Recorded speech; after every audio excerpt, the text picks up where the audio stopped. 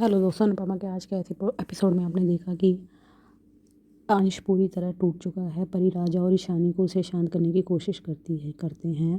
परी राजा और ईशानी को उसे शांत कराने की कोशिश करते हैं। अंश को प्रार्थना की रक्षा ना कर पाने का पछतावा है और वह उसका सम्मान करने से हिचकिचा रहा है। परी और ईशाना अंश से कहती है कि उसे दोषी महसूस नहीं करना चाहिए क्योंकि इसमें उसकी कोई गलती नहीं है। परी उसे याद दिलाती है कि सभी जानते हैं कि वह प्रार्थना से कितना प्यार करता है। राजा भी अंश को हौसला देता है। राही अनुपमा से नाराज़ है क्योंकि वह दूसरों की जिम्मेदारी अपने कंधों पर ले लेती है। उसे लगता है कि अनुपमा को प्रार्थना को शाह के घर में ही रहने देना चाहिए। राही कहती है कि वह अनुपमा की जिद से तंग आ चुकी है।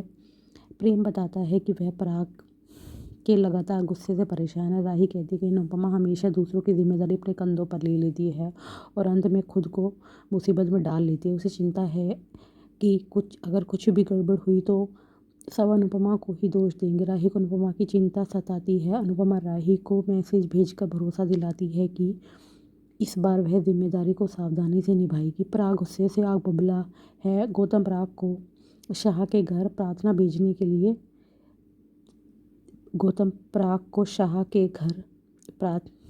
शाह के घर प्रार्थना को भेजने के लिए दोषी ठहराता है और अपने अजन्मे बच्चे को लेकर चिंतित है। गौतम कागज़ों पर प्रार्थना के साइन करवाना चाहता है और माही गौतम का साथ देती है। पराग अपना आपा खोद बैठता है और सबको प्रार्थना पर दबाव न डालने का आदेश देता है, ये कहते हुए कि इस समय उसकी सेहत बहुत ज़्यादा ज़रूरी है।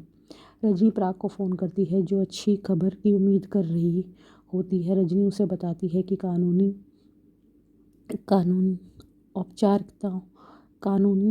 चीज़ें पूरी हो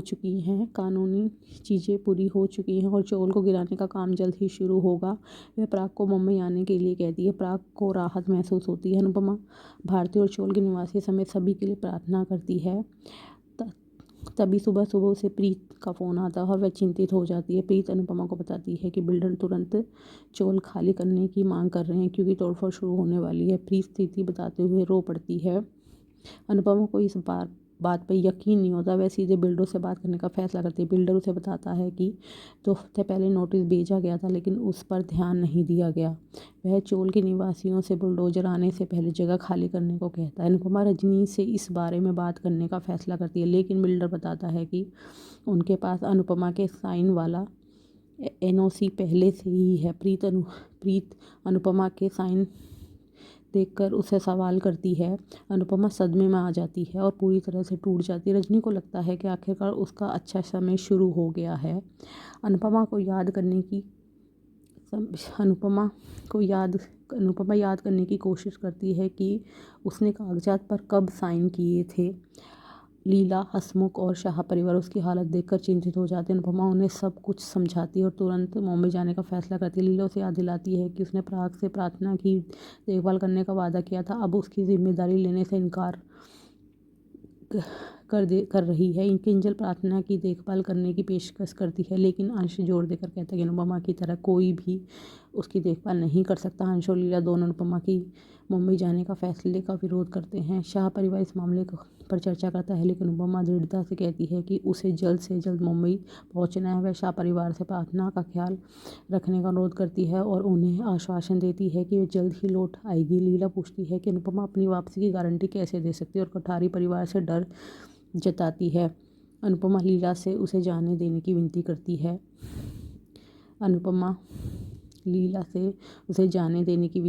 है। इस बीच चोल निवासी अपने घर खाली करने से इनकार करते थे और अनुपमा के आने और यह समझाने का इंतज़ार करते हैं। वह अनुपमा के आने का और यह सब समझाने का इंतज़ाम करते हैं उन्होंने NOC का साइन कैसे किया। प्रीत उन्हें आश्वासन देती है कि अनुपमा आकर सब कुछ समझा देगी, क्लियर कर देगी। अब आगे के एपिसोड में आप देखिए कि क्या अनुपमा चोल को बचा पाएगी और अगर अनुपमा ने NOC साइन कर दिए है तो अब चोल वालों का क्या होगा और क्या अनुपमा के आगे रजनी की सच्चाई आएगी। अब आगे का एपिसोड जानने के लिए हमारे चैनल को लाइक और सब्सक्राइब कीजिए।